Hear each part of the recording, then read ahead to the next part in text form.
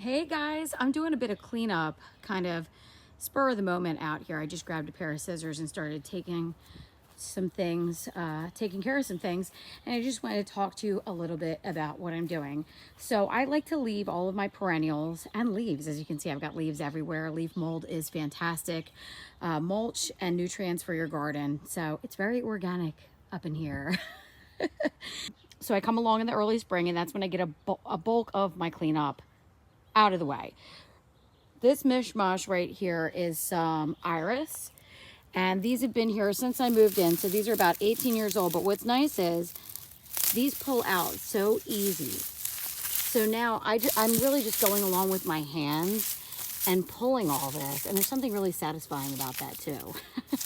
Pulling out all that crispy brown, and then I'll probably rake up the leaves in a more orderly fashion, and I am going to top dress with some mulch. Not now, in a little bit. We're getting close.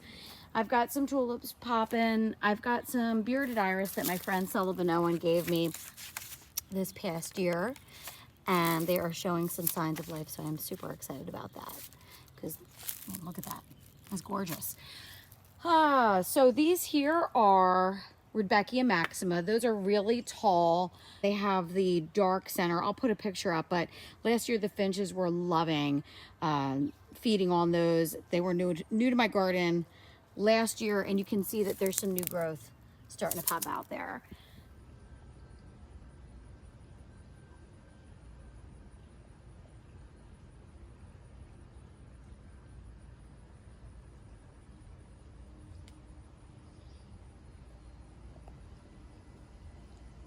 Want to get too close because I'm going to scare them. But remember I said I planted these giant coneflower to attract the goldfinches? There you go. If you build it, they will come. I love it. Look at it. Oh, that makes me so happy. Look at it. That is exactly the site I was hoping to see by planting those flowers. Isn't it nice when you plant something and it actually comes out exactly the way that you hoped it would? That really makes me happy. I've got this is a purple pillar rose of Sharon. I'm hoping this one behaves. It's not sterile. So rose of Sharon can get out of hand if they're not a sterile variety. I think this one is pretty good though. I've had wild rose of Sharon that have just gone everywhere.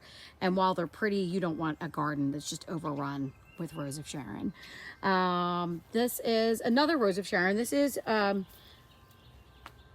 quiz time, right? It's spring. My brain is starting to wake up. This is sugar tipped, got it. Sugar tipped rose of Sharon. And it is a beautiful double bloom. Now these will look like dead sticks. So look at this, you guys. Totally dead, right? There is not a sign of life showing. These are one of the last things to break dormancy in the garden. So if you have rose of Sharon and they look like sticks or dead, don't pull them. Leave them. It takes a very long time for them to break dormancy, and they look like this for quite a while. This is Crepe Myrtle. I have 3 of them here. This one's called Twilight Purple.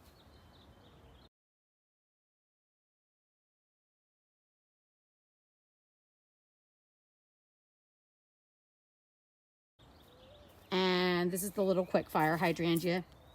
So with these bloom on new wood. So you can really prune them anytime. I like to prune them in the spring when I do most of my cleanup. You want to build up that nice, strong stem structure. So I'm going to go along and I'm going to prune out any of the weaker or crossing branches. And then I'm just going to come along on one like this that has the dried panicle on it. Maybe come down to about here and make my cut, excuse me, right above 2 nodes there. So just like this. Boom. And I'll do that throughout the entire plant and give it a good clean up. This is an extension cord. It's yellow. It's a perennial because it's out here all year. No, seriously, when the groundhog. We had a groundhog come through last year and burrow under our shed. I just heard 3 words out of my son's mouth. He's in there eating dinner, and he looked out the window and said 3 words that I was hoping I was not going to hear this year. And those words were, yay, a groundhog. Shed. And I believe it chewed through our electrical. We actually have an electrician coming out today to give an estimate to have proper electric and not this.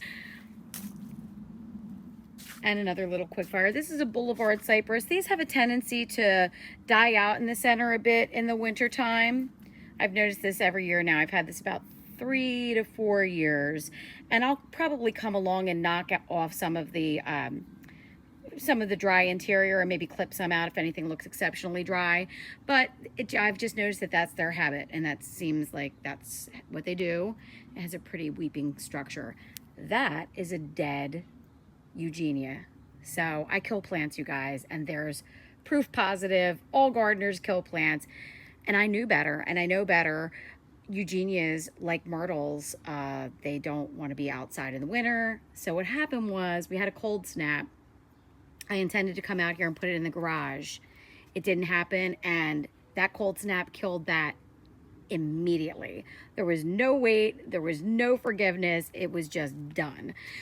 So having the greenhouse, that'll benefit that. But if I would have put it in the garage, or our garage is not heated, I'd have been fine with it. And I wish I would have done that. Things happen.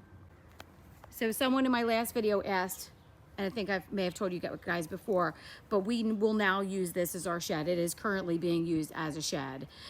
It's huge. It's a wonderful space. And when we used to park in the driveway, I parked my car in here. It was a tight fit. The car doors were banging into the wall. It never really made any sense. So greenhouse project is first, but I do plan on making this a really pretty little potting shed, storage shed area for all the things. So you can hear all the dogs and horns and everybody waking up for the new season. I have a winter window box there, but you can see little by little, there's no rush. You know, you do the things when you can. I have some beautiful snowdrops coming up here, you guys. I've never planted snowdrops before, and I'm so glad that I did this year. And now, you know, having seen them, I want all the snowdrops, because that's what happens. You plant something, you love it, you see it, and then you want a million more of them. So I hope they naturalize here and spread, because I think they're really beautiful. And there's another perennial extension cord. I really can't wait to get that taken care of. I have some grasses. Those are annual grasses that I need to get the heck out of here. They are making a mess all over. I'll be starting up the fountain soon. I just took the cover off. That's the cover there. I ran all my drip irrigation myself. So when we had this winterized, the guy did find one little leak. That's what the flag there is. So I'll have to take care of that. I can't wait to get this shed out of here. I love the shed. Don't get me wrong, and it has served its purpose, but I'm so looking forward to having a greenhouse and to have that ability to grow so many more things. It's just non-functional. I go in here and I just see stacks of tools, and it's just a mess. That's the project for this weekend. I'm cleaning up the shed. And again, here's the wisteria. I want to wait to take the shed down. As I said, the greenhouse isn't coming until July. So I have a bit of time, and I really don't want to waste seeing this blooming and on a structure. I should clarify. I really love the way it looks on here. So when the shed comes down, I'm going to leave this and do my best to support it. And trying to fix it to the greenhouse. I just said that in my last video. I'm trying to get better with the videos, you guys, and show you guys a lot more stuff now. That needs to be cleaned. So many projects to do. And if I'm being honest, I've been really procrastinating a lot, because I feel like this area is going to be trampled a lot and revamped a lot with the greenhouse project. So, you know, my heart aches a little bit for some of the changes and things that are happening, but I'm so excited about having that new space, and all of these things can be dug up and transplanted, and that's exactly what I'll do. I've got tulips coming up. I've got some catmint over here. This is a geranium. I've got lots of Gara. I love Gara. That is my Pugster Blue butterfly bush. That's an Alberta spruce spiral. I did purchase that as a spiral probably 2 seasons ago, and I maintain it as best I can. I'm no James Todman, but I do try.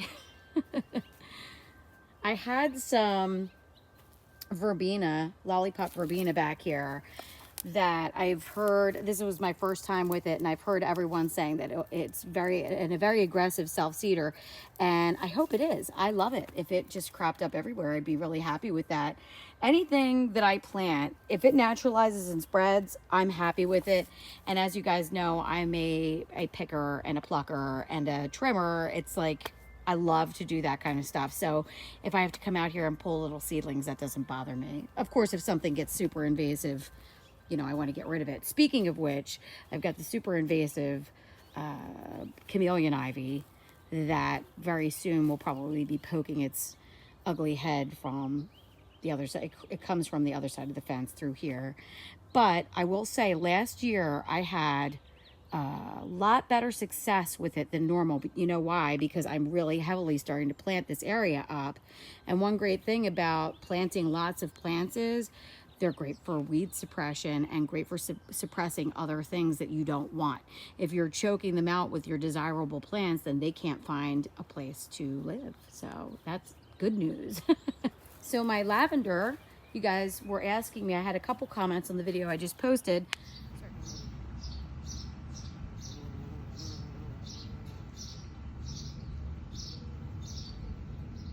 When I do this, I'm probably going to just start doing it now. I was going to wait a couple weeks, but there's no time like the present. And when I clip this, I go all the way down. You can see how bushy this one is. I'm going to clip it down, and I'm going to show you what this looks like when I'm done. So that way you have an idea of how low you can go. Okay, so that's 2 plants right there, and that's the Sweet Romance lavender. Been here, I'm gonna say 4 to 5 years, 5 years probably now. It's hit or miss with lavender for me. I probably lose 1 or 2 plants a season, and then I put another one back in. They can be very finicky. They like poor soil, and where I have them, it doesn't make the most sense. I'm fine. What can I say? I plant dahlia here. Dahlia like nice, rich, nutrient-rich soil. And then right in front of it, I've got lavender that likes crappy soil. Kind of doesn't make any sense. I know. It just ended up being that way. Maybe in time I'll change that configuration. But I do love the look of the dahlia along the fence here. I dug my dahlia in this area, and it looks like most of them are okay. I did order, of course, some new tubers to supplement those that I lost. May they rest in peace. These things happen, and then you just, you know, try again. It was the storage, you know, they were too wet when I stored them. You're really supposed to wait for them to thoroughly dry out, and some of them turned to mush. So lesson learned. That was my first time storing. But anyway, with the lavender, you can see, you know, you can go, I could probably even go lower than this. But in looking at, see the green there? That's life right there. So all this is going to flush out and give me all new fresh growth. If you don't take it down like this, you're just going to have a woody, thick lavender then. So I like to do this. It encourages the fresh growth, and it just looks nice and fresh and fluffy for the season. I've had no problems doing that, and you can see here it's a great big mass that I clipped off there.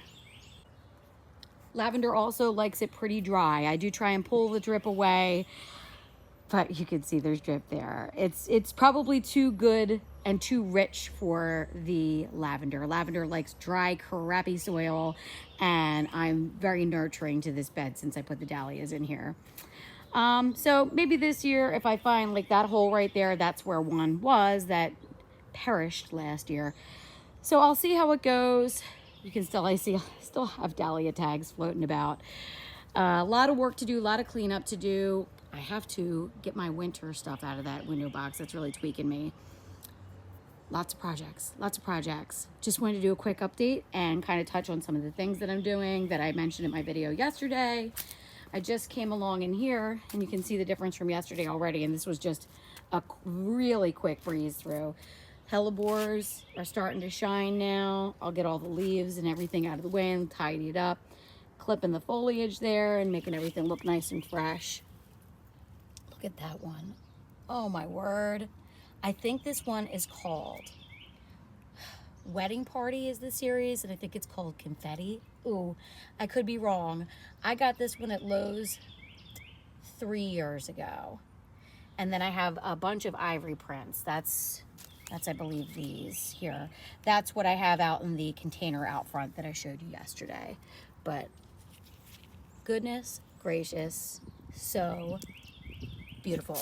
Anyway, before I keep going and going, because you guys know I like to talk, I'm going to keep it brief so that I can update you more frequently and put more content out rather than big, long 2-part, 3-part, 4-part series where you have to pack a lunch to watch my video. I'm going to end this one here, and I'm going to wish you happy gardening, and I'll be seeing you guys soon. Thank you so much for watching.